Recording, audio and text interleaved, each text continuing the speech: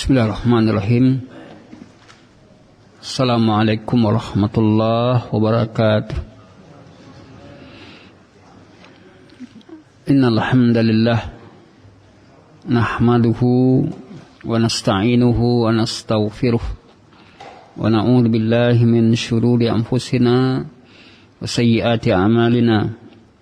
May yahdihillahu fala mudilla lahu wa may yudlil fala hadiya lahu. Asyhadu an la ilaha illallah wahdahu la syarika lah wa asyhadu anna Muhammadan abduhu wa rasuluhu la nabiyya ba'd. Allahumma shalli wa sallim ala nabiyyina Muhammadin wa ala alihi wa sahbihi wa man tabi'ahum bi ihsanin ila yaumiddin, amma ba'd. Fa inna asdaqal kalam kalamullah wa khairal hadi hadi Muhammadin sallallahu alaihi wasallam wa syarrul umuri muhdatsatuha wa kullu muhdatsatin bid'ah wa kullu bid'atin dhalalah wa kullu dhalalatin finnar. Ma'asyiral muslimin dan muslimat, ikhwan dan akhwat, Bapak Ibu yang dirahmati dan dimuliakan Allah. Kaifa halukum? Kaifa halukum? Ya, Alhamdulillah al-khair. Dengan nikmat Allah kembali pada malam hari ini kita kembali dipertemukan oleh Allah Subhanahu wa taala setelah sekitar 4 bulan atau 5 bulan kemari ya. Di awal semester ini sejak bulan Agustus. Semoga kita sentiasa diberikan taufik, petunjuknya, kesehatan, kekuatan iman untuk bisa menegakkan amal saleh, beribadah kepada Allah Subhanahu wa taala, menghambakan diri kita kepada Allah, melaksanakan syariat yang mulia ini dengan penuh keyakinan dan istiqamah. Salawat dan salam buat Nabi kita Nabi besar Muhammad sallallahu alaihi wasallam sebagai uswah kita, tauladan kita dan panutan kita. Sungguh hidup kita akan baik, akan selamat tatkala kita ikuti tuntunan dan petunjuk Nabi kita Nabi Muhammad sallallahu alaihi wasallam. Insyaallah taala pada malam hari ini kembali kita mengulang-ulang kaji-kaji yang telah kita kaji beberapa bulan yang lalu, yaitu tentang manhaj salaf. Karena barangkali masih banyak dan kita belum tahu tentang salaf itu. Ya. Bahkan tuduhan-tuduhan terhadap salaf, ya. Berbagai macam tuduhan-tuduhan yang tidak baik. Maka kita perlu kembali untuk mengingatkan, untuk mengulang-ulang seputar tentang hakikat salaf itu, agar ketika ada orang bertanya kepada kita, apa itu salafi itu apa? Salaf itu apa? Ya. Apakah aliran atau ba'ah? Atau kelompok atau mazhab? Ya. Maka kita perlu tahu. Melekatnya pemahaman ini kepada kita ketika sering diulang-ulang tentang salaf itu sendiri. Karena banyak tudingan-tudingan orang tentang salaf, ya, salafi, wahabi lah namanya, ya, gelar-gelar yang tidak baik terhadap salaf tadi. Oleh karena itu, maka kembali kita diingatkan, diberitahu agar semakin mantap, semakin jelas tentang salaf itu sendiri. Pertama adalah siapa mereka yang dikatakan salafus salih. Man humus salafus salih. Ya. Pertama ada salafus salih, nama ada salafus salih, ada salafi. Ya. Mana dulunya tu? Mana yang dahulu salafus salih dengan salafi? Harus kita pahami. As-salafus salih adalah as-sadrul awal, generasi pertama. Ya.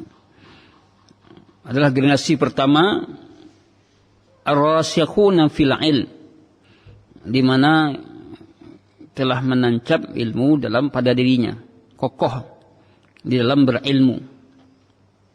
Generasi pertama berarti ada generasi sahabat. Al-muhtaduna bi hadyin nabi, mereka mengambil petunjuk dengan petunjuk Nabi.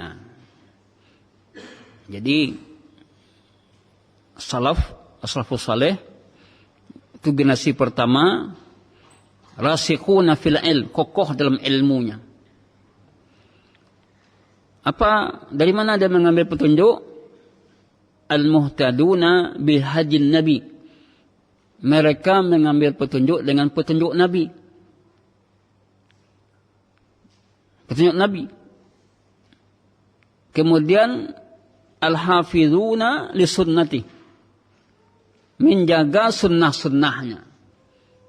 Makanya salaf dan salafi selalu memperhatikan sunnah, sehingga muncul istilah kajian sunnah. Kajian sunnah, kenapa dikatakan kajian sunnah? Memang kajian tadi memang mengkaji sunnah-sunnah Nabi, bukan kajian baru, enggak. Tapi kajiannya itu yang dikaji sunnah-sunnah Nabi, makanya kajian sunnah. Karena dia menjaga sunnah tadi, maka ketika banyak bicara tentang sunnah-sunnah Nabi. Al-hafizuna li sunnati. Muqaddamahum, yang terdepan dari mereka siapa? As-sahabah. Sahabat. Ya. Sahabat Rasulullah sallallahu alaihi wasallam radhiyallahu anhum. Ikhtarahumullah, Allah memilih mereka karena persahabatannya dengan nabi mereka. Karena mereka dipilih untuk menegakkan agama ini. Kalau tidak ada sahabat, ya mungkin tak sampai agama kita, Islam ini kepada kita. Karena dia adalah generasi pertama yang berjuang bersama Rasulullah sallallahu alaihi wasallam. Wa radiyahum a'immatan lil ummah, ya Allah meridai mereka. Inilah yang dikatakan oleh Allah dalam surat At-Taubah, ya. As-sabiquna al-awwaluna minal muhajirin wal ansar. Orang-orang terdahulu di kalangan muhajirin dan ansar, dan orang-orang yang mengikuti mereka bi ihsan, dengan kebaikan. Radhiyallahu anhum wa radu'an, Allah rida pada mereka, mereka pun rida darinya. Wa a'adda lahum jannatin tajri min, Allah menjanjikan kepada mereka surga yang mengalir di bawahnya sungai-sungai, mereka kekal di dalamnya. Inilah dia ayat yang menjadi dalil tentang generasi salaf tadi, as-sabiqun al-awwalun, orang-orang terdahulu di kalangan muhajirin dan ansar, dan orang-orang mengikuti mereka. Radhiyallahu anhum, Allah reda pada mereka dan mereka pun reda kepada Allah. Jelaslah di sini ketika kita mengikuti, ya, orang terdahulu di kalangan sahabat, di kalangan muhajirin dan ansar, ya, maka kita termasuk orang-orang yang diredai oleh Allah. Berdasarkan ayat ini, walladzina taba'uhum bi ihsan, orang-orang mengikuti mereka dengan ihsan, dengan kebaikan. Apa yang Allah berikan? Radhiyallahu anhum wa radu'an, Allah reda pada mereka, ya, mereka pun reda kepada Allah. Di sini menjadi dalil terangnya bahwa pujian Allah kepada kaum muhajirin dan ansar dan orang-orang yang mengikuti mereka, Allah reda kepada mereka. Kemudian di antara ulama mengatakan seperti Safarini, ya, yang dimaksud dengan manhaj salaf adalah makana alaihi sahabah al-kiram, apa yang makana di mana sahabat berada di atasnya, ya, dan wa a'yanut tabi'in dan tabarat tabi'in bi ihsanin wa atba'uhum, dan pengikut mereka dari a'immah, imam-imam yang adil. mimman syuhida, disaksikan kepada mereka itu bil imamah, keimam mereka. Dikenal keagungan di urusan mereka dalam agama, dan manusia mentalaki kalamnya, perkataannya. Kemudian tanpa dituding dengan bid'ah.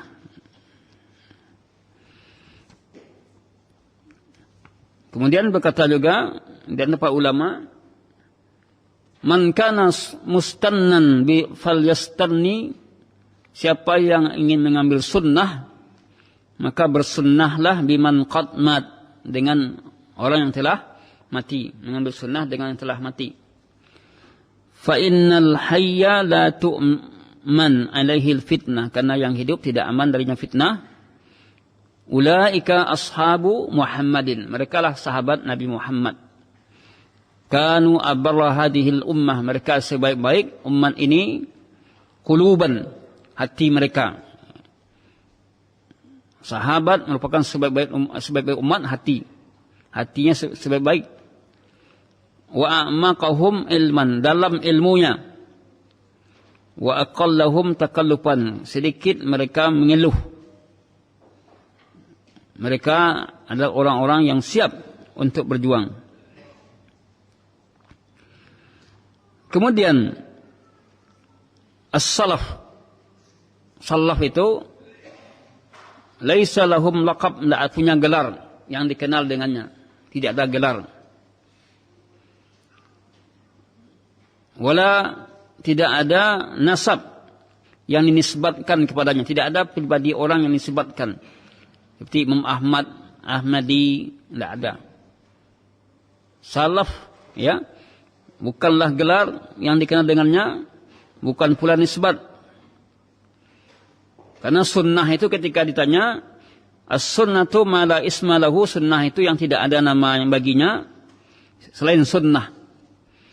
Adapun selain daripada sunnah, maka mereka menisbatkan kalimatnya kepada perkataan orang yang membuatnya, atau kepada perkataan atau perkataan orang yang membuatnya.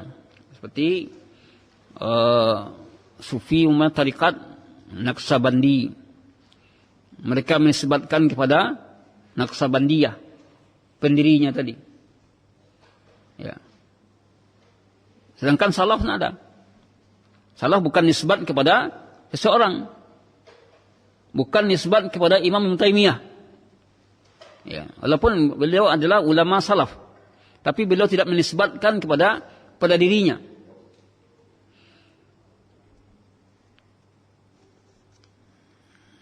Ikhwatul fillah yang dirahmati oleh Allah Subhanahu wa taala.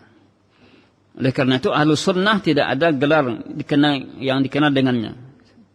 Seperti Jahmi, ya, gelarnya Jahmi, tidak pula Qadari.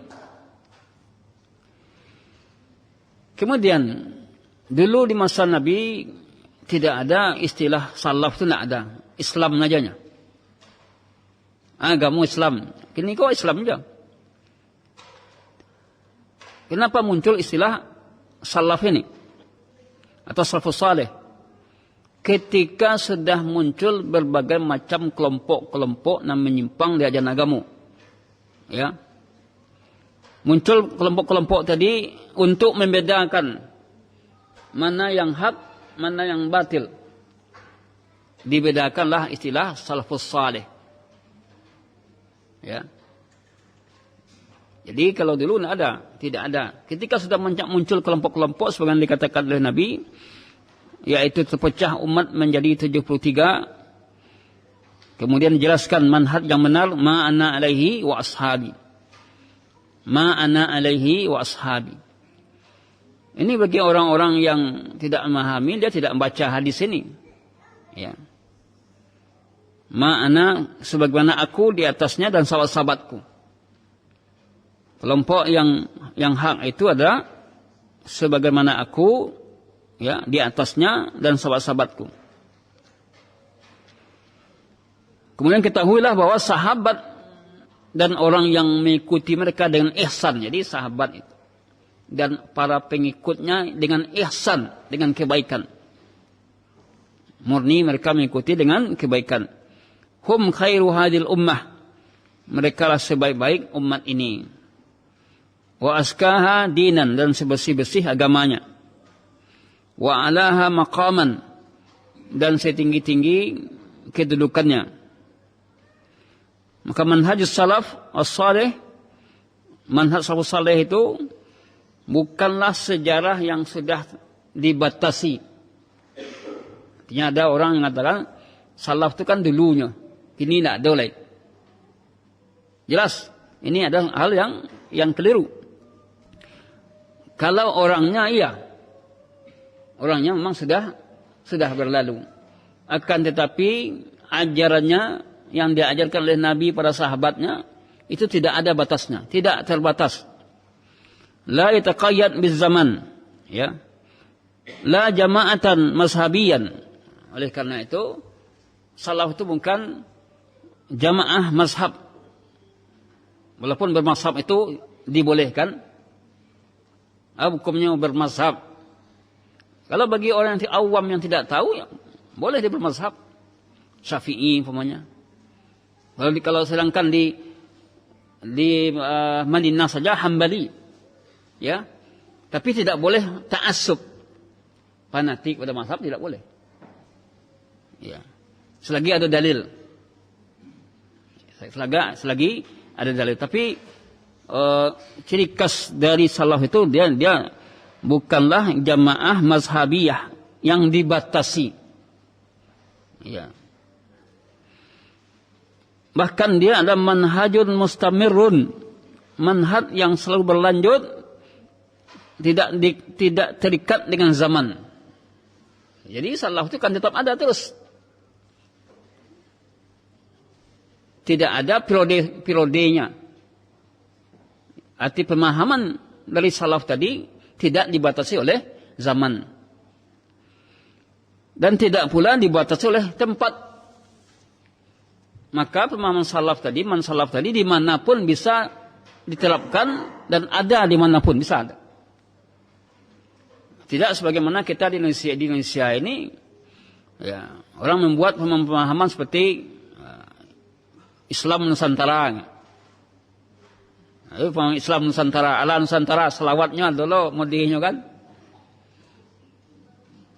Pemahaman salaf tidak terikat dengan tempat, dengan waktu. Maka di mana saja mereka berada, pemahaman pokok mereka itu sama semuanya. Sama, kecuali masalah fikih sebagian bisa berbeda. Tergantung kemana kecenderungan mereka dalam mengikuti mazhabnya. Jadi salaf itu adalah manhaj yang berlanjut, tidak terikat dengan zaman, tidak dibatasi oleh tempat.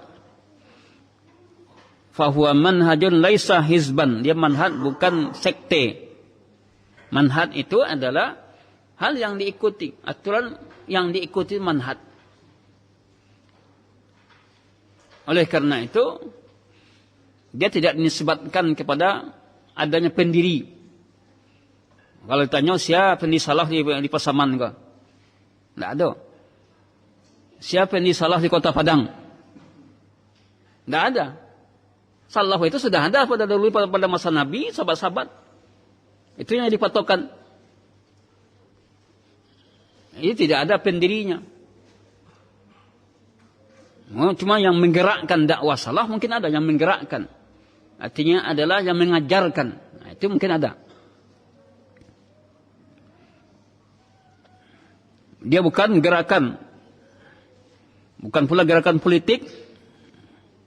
Dia ada manhaj, aturan dalam beragama. Itu yang dia. Aturan dalam beragama, dalam akidahnya, ibadahnya, muamalahnya. Itu adalah manhaj. Kalau manhaj itu dia meliputi segala sesuatu. Lebih luas lagi. Manhajnya dalam berakidah, dalam beribadah, dalam bermuamalah.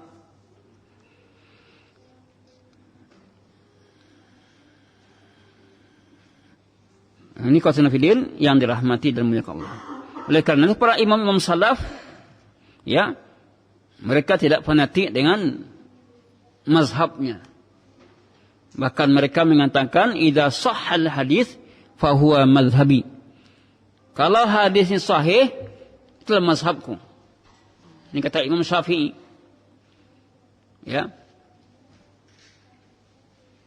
Imam Syafi'i sendiri tidak ada dia mengakui dia ana Syafi'iyun. Tidak. Tapi orang yang belakang yang dia menisbatkan pendapat-pendapatnya kepada Imam Syafi'i, maka mengatakan ana Syafi'i. Imam Syafi'i tidak ada mengatakan seperti itu. Karena banyak menukil perkataan Imam Syafi'i dalam ibadahnya, maka mereka mengatakan Syafi'i. Sedangkan Imam Syafi'i sini adalah Imam Ahlus Sunnah. Imam Ahlus Sunnah. Bisa kita lihat, di mana kalau kita lihat dalam fikihnya saja, ya, menghadiahkan pahala, itu dalam mazhab Syafi'i, dalam kata Imam Syafi'i tidak sampai menghadiahkan pahala. Sedangkan Syafi'iyah, sebagian orang yang menisbatkan kepada Imam Syafi'i, tapi bukan pada Syafi'i, mengatakan sampai. Ya, menghadiahkan pahala sampai.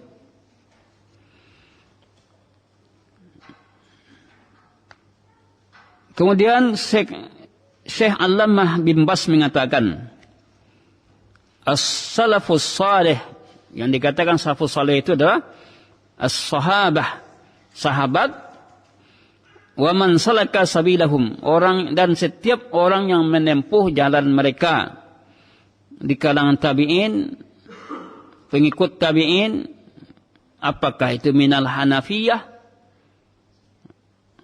Malikiyah, Syafi'iyah, Hanabilah, dan yang lain dari mereka yang berjalan di atas kebenaran. Nah, ini dia.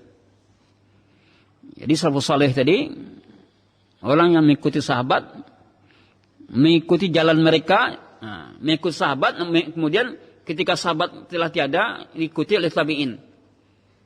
Tabi'in ketika telah tiada, diikuti oleh tabi'un tabi'in. Sampai kepada seterusnya. Bisa jadi dia adalah Hanafiyah, Imam Abu Hanifah, dan orang-orang mengikutinya. Jadi Imam Malik dan orang mengikutinya atau Malikiyah. Dan bisa jadi Syafi'iyah dan Hambali. Dan yang lain-lain dari orang yang berjalan di atas kebenaran dan berpegang dengan kitab Al-Quran yang mulia dan sunnah dalam bab tauhid, bab asma' was sifat, dan dalam semua urusan agama. Ini dia kata kata Syekh bin Bas tentang as-salafus salih tadi.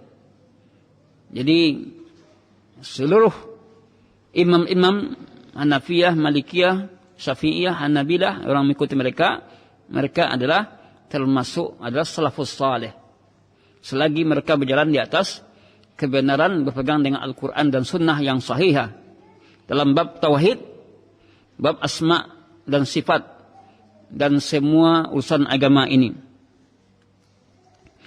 Maka manhaj salaf adalah manhaj salafus saleh, itulah dia Islam itu sendiri. Manhaj salafus saleh itulah dia Islam sendiri yang dikenalkan oleh Abu Bakar Siddiq radhiyallahu anhu, Umar, Utsman, Ali, ya. Wa huwa an-nahjul ladzi qatala li Khalid.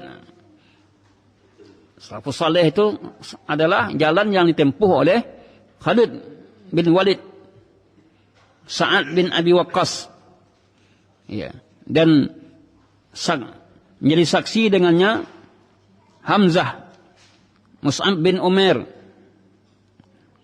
Itulah jalan yang mereka tempuh. Jadi imam-imam yang ada ini mereka adalah para as-salafus salih. Kemudian Rasulullah sallallahu alaihi wasallam bersabda, khairun nas qarni, sebaik-baik kurun adalah kurunku. Tsumma alladziina yalunhum, kemudian orang-orang setelah mereka, kemudian orang-orang yang setelah mereka. Itu tadi definisi dari as-salafus salih. Sedangkan kata-kata salafi ini penisbatannya menisbatkan orang-orang yang menisbatkan amalannya kepada para salaf. Maka dikatakan as-salafi, salafiyun atau salafiyin. Ketika kita menisbatkan perkataan kita kepada para ulama-ulama terdahulu, maka dikatakanlah salafi atau salafiyin. Jadi perbedaannya, ya, as-salaf adalah para sahabat, tabi'in dan orang mengikutinya, sedangkan salafi atau salafiyun ini adalah orang-orang yang mengikuti para salaf tadi, yang dia adalah sampai ke kita sekarang ini. Jika kita mau menisbatkan, ya, apa yang kita katakan kepada mereka. Ikhwatuna fiddin yang dirahmati dan dimuliakan Allah. Mari kita lihat ma'alim manhajis salafus salih. Apa sungguhnya bentuk-bentuk manhaj salaf itu bagaimana? Kok iyo suatu dakwah tu salaf, dari mana kita tahu? Sekarang banyak orang mengaku salaf. Dari mana kita mengetahui bahwa itu adalah salaf? Ini dikatakan ada 10 ma'alim, tanda-tanda manhaj salaf ini. Yang pertama adalah luzumut ittiba'il kitabul aziz, yaitu bahwa salaf itu senantiasa komitmen istiqamah di atas Al-Quran dan sunnah yang sahih, yang sudah tetap. Ini dia. Bahwa salaf itu, manhaj salaf itu yang pertama itu, dia komitmen istiqamah di atas Al-Quran dan sunnah yang sahihah. Kemudian wal hadru min tiba'il hawa wal bid'ah. Ini dia. Dan dia berhati-hati dari mengikuti hawa nafsu dan bid'ah. Makanya orang ada mengajak kepada Al-Quran dan Sunnah, tetapi tidak pernah bicara tentang bid'ah. Ayo kita Quran dan Sunnah, ajak pada Quran dan Sunnah. Tapi tidak mengingatkan seorang kepada bahaya bid'ah atau mengikuti hawa nafsu. Kalau hanya mengajak kepada Quran dan Sunnah, kemudian tidak mengingatkan akan bahaya perbuatan bid'ah yang ada di lapangan, realita, dibiarkan saja atau tidak diberitahu, maka ini menunjukkan bahwa ini bukanlah, ya, tanda dakwah salaf yang benar. Ya. Di mana Nabi telah memberikan nasihatnya. Fa innahu man ya'ish minkum, orang yang hidup di antara kalian, fasayara ikhtilafan katsira, dia akan melihat perselisihan yang sangat banyak. Lalu Nabi katakan, fa'alaikum bisunnati wa sunnatil khulafa'ir rasyidin. Hendaklah kalian berjalan di atas sunnahku dan sunnah khulafa'ir rasyidin al-mahdiyin. Kemudian apa kata Nabi? Addu 'alaiha bin nawajis, gigit erat-erat oleh gerahammu. Nah, kemudian dibarengi dengan wa iyyakum wa muhdatsatil umur, jauhilah oleh kalian perkara-perkara yang baru. Sini nampak bahwa mengajak kepada sunnah, berpegang teguh kepada sunnah, dan mengingatkan orang kepada bid'ah. Wa iyyakum wa muhdatsatil umur, fa inna kulla bid'atin dhalalah. Nah, apabila seseorang dalam dakwahnya itu dia mengajak kepada Al-Quran dan Sunnah yang sahihah, kemudian dibarengi dengan mengingatkan akan bahaya bid'ah yang berkembang di masyarakat, maka ini tanda itu dakwah yang diembannya satu tanda sudah dapat di situ, batu dakwah salaf. Ya. Tapi nanti kalau dia sudah mengajak kepada kebiasaan nenek moyang, jelas tidak lah itu dakwah kepada dakwah salaf. Karena dengan adanya wa iyyakum muhdatsatil umur. Ya. Ini menunjukkan bahwa mereka berhati-hati tentang masalah bid'ah. Warraddu ila Qur'an wa sunnah fi kulli saghirin wa kabiratin. Mengembalikan perkara pada Al-Qur'an dan sunnah dalam setiap perkara kecil dan besar. Ini yang dikatakan Allah dalam surah An-Nisa ayat 59. Fa in tanaza'tum fi syai' farudduhu ila Allahi war rasul. Jika kamu berselisih atas segala sesuatu, kembalikan kepada Allah dan Rasulnya. Kemudian in kuntum tu'minuna billah, jika kamu beriman kepada Allah dan hari akhir.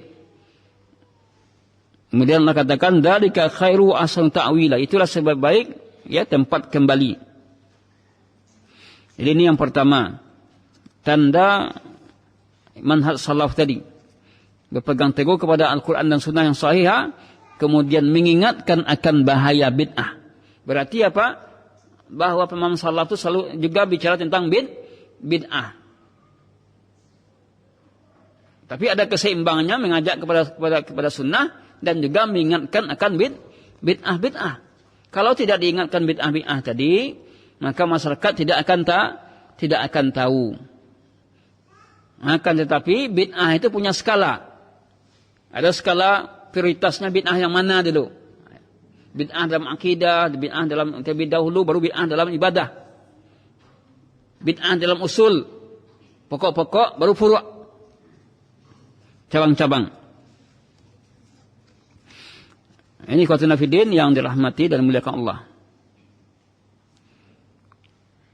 Maka setiap yang sesuai dengan Al-Quran dan Sunnah, asbatuhu, mereka menetapkan, dan setiap yang berselisihan menyisihi Al-Quran dan Sunnah, mereka membatalkan.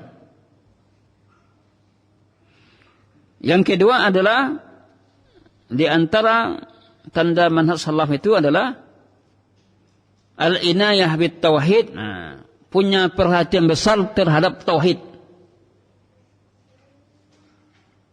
Dalam dakwahnya selalu mengedepankan tauhid. Bicara tentang tafsir nanti ada tauhidnya di situ. Bicara tentang hadis juga ada. Karena inilah dakwah para rasul. Walaqad ba'atsna fi kulli ummatin rasulan an ya'budullaha wajtanibut taghut. Kami telah mengutus pada setiap umat seorang rasul agar mereka hanya menyembah Allah saja dan menjauhi taghut. Nah, apabila satu dakwah itu nampak sekali perhatiannya kepada tauhid, ya, akidah tauhid, ini menandakan bahwa ini sudah ada satu ciri dari dakwah salaf tadi. Perhatian besar terhadap tauhid. Karena tauhid inilah aslun, pokok, kal asas, ya seperti asas. Kalau dia tidak dikuatkan, tidak diperhatikan, maka bangunan akan runtuh.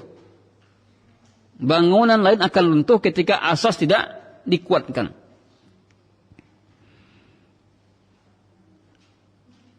Maka tauhid punya kedudukan yang tinggi, menjaganya, memperhatikannya.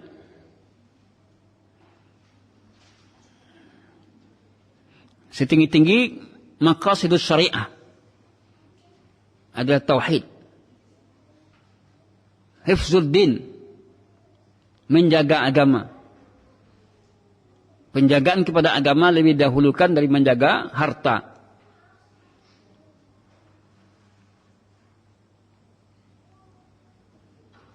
Menjaga akidah merupakan darurat. Ini yang kedua, bahwa salaf itu perhatiannya kepada tauhid, mempunyai perhatian besar. Nah, kalau seorang berdakwah tak pernah dikupas tentang tauhid, tidak ada ya cerita tentang tauhid, tentang kesyirikan segala macamnya, prioritasnya hanya kepada itu saja, kepada mungkin ajakan berbuat baik, targhib atau tarhib, maka ini belum lagi mengikuti manhaj as-salaf. Karena kadang-kadang ada orang yang takut kalau bicara tentang tauhid kan. Oh, Wahabi kemana? Tauhid dasar sekali. Yang mesti diingatkan umat dengan tauhid. Kemudian yang ketiga adalah di antara tanda manhaj salaf tadi, ya, cirinya innaha sya'iratun luzumul jamaah, bahwa senantiasa bersama jamaah kaum muslimin, yaitu patuh dan mendengarkan perkataan pemimpin, patuh dan tunduk kepada pemimpin dalam hal ketaatan yang ma'ruf, baik dia suka atau tidak dari keputusan pemimpin tadi. Karena kita disuruh wa antasimu bihablillahi jami'an wa la tafarraqu. Akan tetapi di sini adalah batasannya fil ma'ruf, mentaati pemimpin selagi dalam halnya ma'ruf. Jadi kalau pemimpin sudah mengajak kepada dosa dan maksiat, maka dalam hal itu tidak boleh ditaati. Bukan berarti taat kepada pemimpin taat aja semuanya, yang salah juga diikuti, tidak. Selagi ajakan itu tidak bertentangan dengan syariat, maka wajib untuk mentaati pemimpin tadi. Karena batasannya apa? La ta'ata li makhluqin fi ma'siyatil khaliq. Tidak ada ketaatan kepada makhluk dalam berbuat maksiat kepada Khaliq. Bahkan ya, berpegang teguh kepada jamaah kaum muslimin ya, merupakan bahagian dari usuluddin, pokok agama. Di dalam kutubus sittah juga dijelaskan mentaati pemimpin bahagian dari din, dari agama, bahkan bagian dari akidah. Namun kenyataannya sebagian orang mengatakan melawan pemimpin itulah bagian dari agama. Orang tidak memahami itu. Itu dinyatakan dalam kitab kutubus sittah.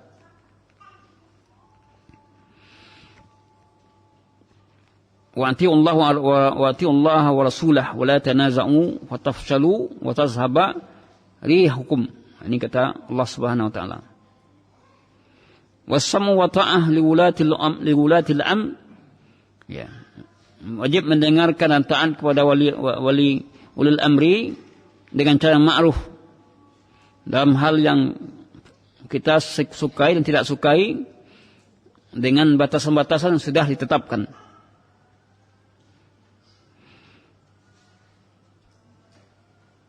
Kemudian perlu kita ketahui anna sam'a wa ta'ah, mendengarkan perkataan pemimpin dan taat, la tughni dia al-haquq, tidak berarti menyanyiakan hak atau mengabaikan nasihat padanya.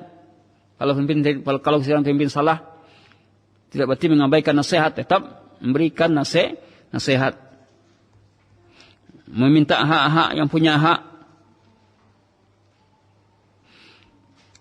Wala tunafi, tidak menafikan adanya ya kezaliman yang dilakukan tadi, dan wajib tetap menuntut hak jika rakyatnya dizalimi. Yang keempat adalah manhaj dari salafus saleh, itu adalah an-nasihah, itu menasihati. Ini sebagaimana yang kita ketahui dalam hadis, ad-dinun nasihah, agama itu nasihat. Ad-din nasihat, agama itu nasihat, agama itu nasihat. Maka ketika itu liman yasullah, siapa nasihat itu? Lillahi walillahi wali kitabihi wali rasulihi wali a'immatil muslimina wa ammatihim. Sedangkan yang kelima adalah manhaj salaf itu mempunyai perhatian kepada amar ma'ruf dan nahi mungkar. Mengajak kepada kebaikan dan mencegah kepada kemungkaran. Karena Islam itu bukan agama individu, tapi adalah agama yang berorientasi untuk menyelamatkan orang banyak.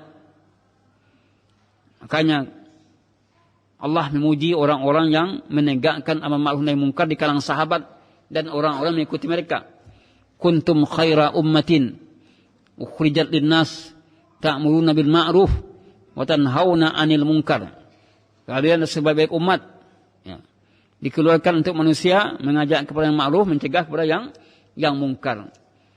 Bahwa seseorang akan berada dalam kebaikan umat selagi menegakkan amar ma'ruf dan nahi mungkar tadi. Tentu sesuai dengan kemampuan kita dalam mengajak atau amar ma'ruf nahi mungkar. Man ra'a minkum munkaran falyughayyir bi yadihi. Siapa yang melihat kemungkaran di tangan kalian, rubah dengan tangannya. Ini siapa yang punya hak, yang punya wewenang, ulil amri. Siapa yang tidak sanggup, babilisanihi, dengan lidahnya, an-nasihat. Siapa yang tidak sanggup lagi, babil qalbihi, nasihat dengan hatinya. Wa dzalika adhaful iman, itulah selemah-lemahnya iman tadi, yaitu menasihati, mengingkari kemungkaran dalam hati tadi. Saya tidak senang, saya benci, ya, itu mengingkar dalam hati. Umpamanya kalau di masyarakat awak kini kok barale orang ba organ, ya, saya tidak bisa untuk mencegahnya, tapi saya benci. Kebencian tadi merupakan bentuk pengingkaran. Tak sukum. Kalau dia tidak ada rasa bencinya, santai aja, berarti tidak ada pengingkaran. Tidak ada pengingkaran maksiat tadi. Maka memang harus ada ketidaksukaan kita. Yang keenam adalah annal aqla tubi'un lisyar'i. Akal itu mengikuti syariat. Akal itu tunduk kepada syariat. Akal itu ikut kepada syariat. Nah, ini dia. Di zaman sekarang orang berupaya untuk mendahulukan akal, mendewakan akal. Cia dalilnya pakai afala ta'qilun. Kama-kama dibawanya afala ta'qilun. Apa kamu tidak berpikirkan? Itu bukan dalil menggunakan akal sebebas itu, dalil menunjukkan, ya, posisi akal itu untuk berpikir, ya. Tapi akal itu tidak menentukan kebenaran.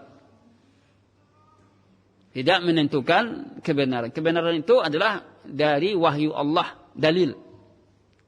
Akal memang satu dalil, tapi urutan dalil akal itu di bawah wahyu Allah. Ada dalil nakli namanya. Dalil nakli ini Al-Quran dan Sunnah. Ada dalil akli, dalil akal. Akal diakui sebagai dalil ketika tidak bertentangan dengan syariat. Akal ini untuk membantu memahami agama. Kemudian akal itu juga membantu untuk orang agar orang melaksanakan ibadah. Kalau tidak ada akalnya, tidak boleh salat lah. Ya, kalau tidak berakal dia, artinya tidak sehat. Makanya anak-anak belum wajib salat lagi. Anak-anak yang belum akil. Kenapa? Karena dia belum memenuhi syarat. Akan tetapi mereka sudah disuruh untuk melaksanakan salat tadi. Fungsinya untuk melatih. Jadi anak-anak umur 7 tahun pada dasarnya dia belum wajib salat umur 7 tahun tadi. Tapi kenapa Nabi suruh dia salat? Untuk melatihnya. Wah, ibadah pokok kalau tidak ada pembiasaan Tidak ada latihan, sulit baginya untuk melaksanakan. Coba kita praktikkan sekarang, antum Bapak Ibu sekalian, ya mungkin kita punya saudara, punya anak, disuruh salat kalau balik saja oleh. Lalu mau tiga balik, baru suruh salat. Mau tidak dia salat? Tidak, mau yakin tidak? Dia disuruh salat ketika umur 13 saja. Atau 14, sebagian orang balik ada usia 13 dan 14. Sebelum itu tidak pernah disuruh salat. Mau yakin tidak akan mau salat? Karena tidak ada tadrib, pembiasaan, ta'wid, pembiasaan, tadrib, latihan. Di syariat kita itu dia tidak langsung melaksanakan yang wajib, butuh proses dalam melaksanakannya.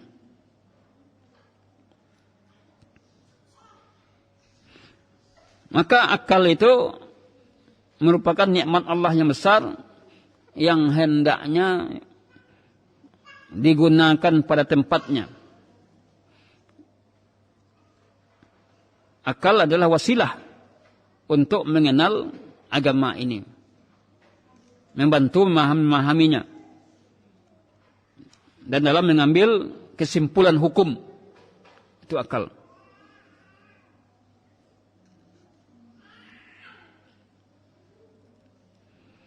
Yang ketujuh adalah bahwa manhaj salaf tadi la ta'assub illa lil haq. Dia tidak ada fanatiknya kecuali kebenaran. Maka tidak ada fanatik mazhab.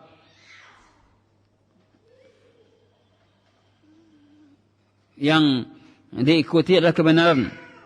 Wa ma jaa fi kitabillah wa kalami rasulih, dan apa yang datang dari kitab Allah dan kalam Rasulnya. Dia tidak fanatik, tidak ta'assub, yang diikuti dengan tidak adanya mendakwakan maksum. Jadi bahwa manhaj salaf ini tidak mendakwakan maksum kepada seorang, tidak berdosa. Ya. Kenyataannya kadang-kadang sekarang keliru ustadznya, salah satu dari suatu pendapat langsung tinggalkannya. Ini tidak benar. Ada satu kekeliruan seorang ustaz salah umpamanya dalam hal ijtihadiyah, langsung tinggalkannya. Padahal yang maksum itu siapa? Rasulullah. Kalau begitu cara bermanhajnya bukan manhaj salaf seperti itu. Sudah dididik, dia sudah mendapatkan ilmu dari ustaz tadi. Kemudian karena hanya beda satu pendapat, ditinggalkan ustaz tadi. Maka ini bukan manhaj salaf cara seperti itu. Maka Syekh mengatakan di sini, fala ismata, tidak ada ismah, kesucian, ya, terjaga dari dosa, illa Rasulullah. Kecuali Rasulullah, ya. Fa innahum la yamna'una minal khilaf. Para salaf tadi, para sahabat tidak menghalangi adanya khilaf, beda pendapat. Jadi dalam agama, dalam masalah-masalah furu', cabang-cabang agama, ada jadi beda pendapat. Seperti dalam salat, bersedekap, ada yang lepas, ya. Mereka para salaf tidak menghalangi adanya beda pendapat tadi. Bahkan mereka tetap bersatu ketika beda pendapat tadi. Dalam masalah-masalah furu', bukan masalah akidah. Ya. Bila binaan ala fahmin nas, dibangun di atas memahami nas. Dan takdir, menetapkan maslahat dan mafsadat. Kalau masalah ijtihad yang tidak ada dalam Al-Quran, tidak ada dalam sunnah, maka para salaf pasti ada beda pendapat. Masalah-masalah kontemporer umpamanya, foto saja. Masalah foto, ada yang mengharamkan, ada yang mutawassit, pertengahan, ada yang mutasahil. Kalau nak belajar kita tentang masalah bagaimana pendapat ulama tentang masalah foto, hanya satu pendapat saja kita akhirnya mengharamkan foto semuanya. Ada foto-foto. Foto itu masalah kontemporer. Tidak ada zaman Nabi. Oleh karena itu Syekh Utsaimin mengatakan foto itu sama dengan kita bercermin bakaco, lalu kaco tadi ditahan. Dia bukan foto tadi, bukan meniru ciptaan Allah. Awak bakaco ka, tahan kaco tadi, bantu awak je kaco tadi sama. Kata Syekh Utsaimin. Hanya saja untuk apa digunakan? Ini. Kepada yang halalkah, yang dibenarkan, atau kepada yang haram? Sekarang kan ada juga orang bermudah-mudah cek sebentar selfie. Ditabiang selfie aja jatuh akhirnya. Foto dibolehkan untuk apa? Jangan sampai gara-gara foto kita yang semanhat ini tidak mau ngaji lah. Masalah foto saja. Tidak mau ngaji di ustaz tadi dah. Kalau ustaz itu memoto orang berbuku. Orang berbuku untuk laporan. Oleh karena itu perlu luasnya pemahaman kita tentang salaf tadi. Ya. Karena foto itu zaman adalah masalah kontemporer. Tidak ada di masa Nabi, tidak ada masa sahabat. Baru belakangan ini adanya. Dan ulama pun telah bicara tentang masalah foto. Itu juga video dan segala macamnya. Alhamdulillah. Sekarang ini betapa mulia, bagusnya teknologi membantu kita. Ya, video ini yang direkam didengar oleh banyak orang, dilihat. Masya Allah. Teknologi membantu, ya, mengembangkan dakwah. Teknologi ini, ketika dimanfaatkan kepada jalan yang benar. Ketika disalahgunakan, ya berdosalah.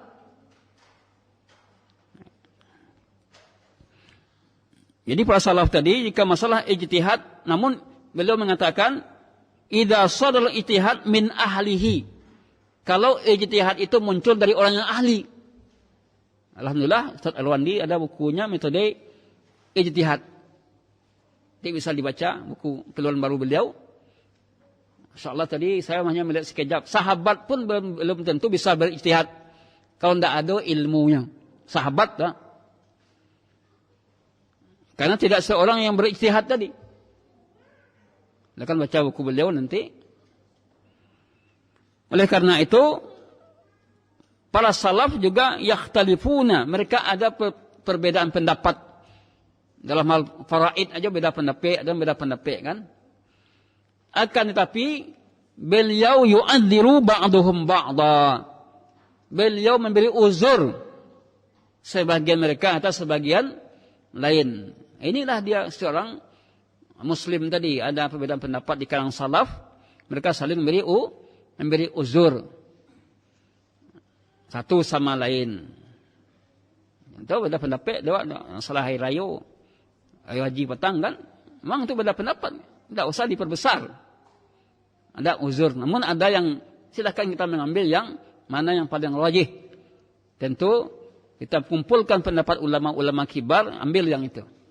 Ulama-ulama yang besar itu yang kita ambil. Namun kita tidak menyalahkan yang lain kalau sekiranya sama-sama dasarnya melihat hilal.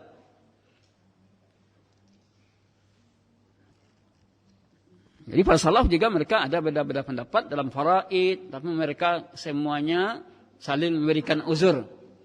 Ini ada menuduh hang sesek dah. Ya.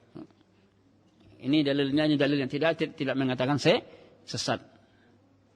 Namun perbedaan pendapat dalam masalah apa? Masalah-masalah ijtihad. Yang tidak ada nas, tidak ada Quran, tidak ada sunnahnya dah. Ya, tapi ada indikator berbeda dari lapas bahasanya umpamanya. Berikutnya ada yang ke-8, bahwa tanda manhaj salaf tadi membedakan az-zahir zahir antara hukum di atas sifat dan hukum di atas pribadi orang. Kufur sifatnya, kemudian kafir orangnya itu dibedakan. Orang yang melakukan ini kufur, iya. Tapi apakah dia kafir? Belum tentu. Orang yang meninggalkan salat adalah kufur. Tapi si fulan meninggalkan salat, apakah dia kufur? Belum tentu. Kenapa? Karena ada dawabit, ada landasan, ada sebab-sebab orang boleh dikatakan kafir itu ada. Tapi kalau sifat kekufuran bagi orang meninggalkan salat, jelas. Akan tapi apakah orang meninggalkan salat itu kafir?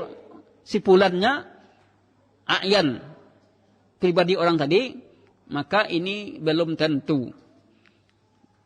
Karena syarat kekufuran tadi terpenuhi syarat-syarat yang sudah ditetapkan oleh para ulama.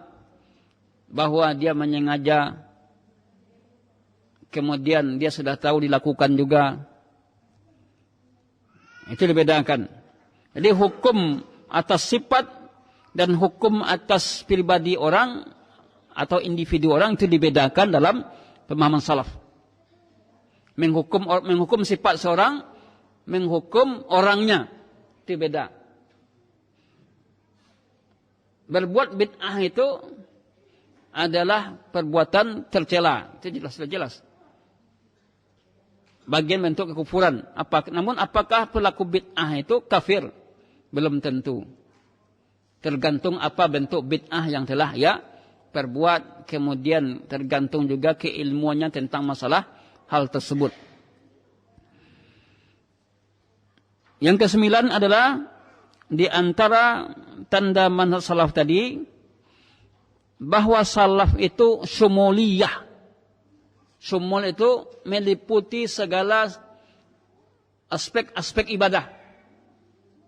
Salaf tadi bukan hanya akidah saja, akidah juga, ibadah juga, muamalah juga, mulai dari tauhid, iman, salat, zakat, puasa, haji, jihad, amar ma'ruf nahi mungkar.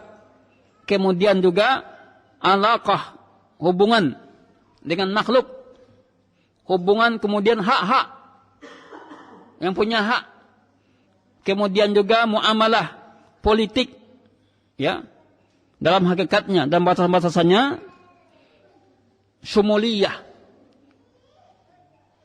kafah, udkhulu fis silmi kafah, masuki Islam secara menyeluruh tadi.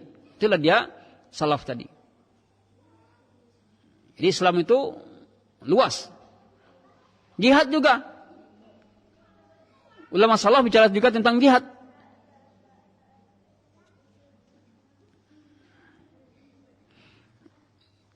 Yaqulu Umar bin Abdul Aziz, berkata Umar bin Abdul Aziz, sanna Rasulullah sallallahu alaihi wasallam wa wulatul amri min ba'dihi sunanan.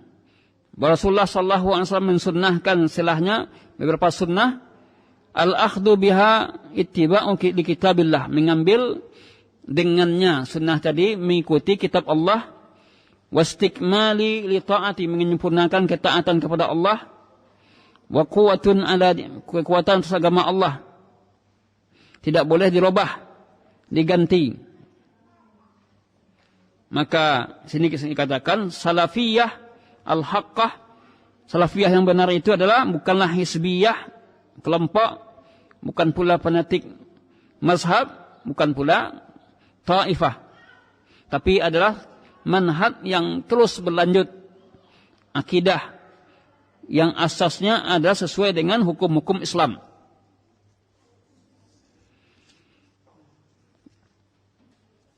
Satu lagi terakhir pembahasan kita,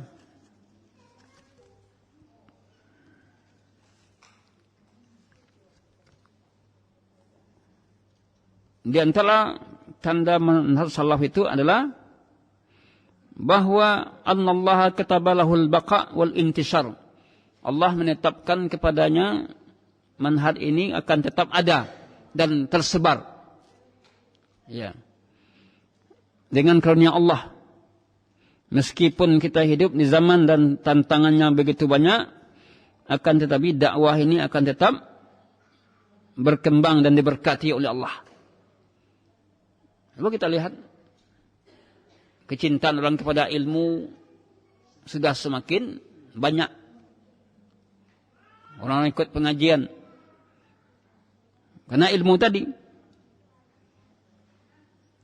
Dakwahnya Syekh Muhammad bin Abdul Wahab berkembang karena dakwahnya itu dibangun di atas keikhlasan. Beliau diajak oleh raja, tapi beliau tidak pernah meminta jabatan. Ya, beliau Syekh Muhammad bin Abdul Wahab tak pernah meminta jabatan, walaupun dia dekat dengan raja ketika itu, tapi beliau tidak mau menjabat sama sekali. Tidak mau, tidak meminta kedudukan, karena dia hanya menyampaikan dakwah tadi. Oleh karena itu, dakwah itu akan tetap sebar, dakwah yang hak tetap sebar, karena sudah menjadi sunnatullah, kebenaran itu akan terus berkembang. La tazalu ta'ifatun min ummati zahirina 'alal haq la yadurruhum man khadalahum. Akan senantiasa atas umatku menampakkan kebenaran, tidak akan memudaratkan orang yang merendahkan mereka. Inilah baru bagian-bagian yang bisa kita jelaskan dari bentuk-bentuk secara garis besar tentang manhaj salaf tadi. Secara garis besarnya jelas, ketika seseorang mengikuti manhaj salaf, ya, dia tidak akan lepas dari dakwah kepada tauhid. Dia tidak akan lepas dari menyuruh orang untuk mengamalkan sunnah dan menjauh bid'ah. Ya, tidak akan lepas dari itu. Menyuruh orang untuk, ya, bertauhid dan menjauh syirik. Menyuruh orang untuk menegakkan sunnah dan menjauh bid'ah. Dan selalu menyandarkan perkataan kepada para ulama, karena mereka adalah orang-orang yang berilmu. Wallahu a'lam bishawab. Ini yang bisa kita sampaikan kaji kita di malam ini. Mudah-mudahan bermanfaat, menambah ilmu kita semua. Sallallahu ala nabiyyina Muhammadin wa ala alihi washabbihi wa akhiru da'wana alhamdulillahirabbil alamin. Assalamualaikum warahmatullahi wabarakatuh.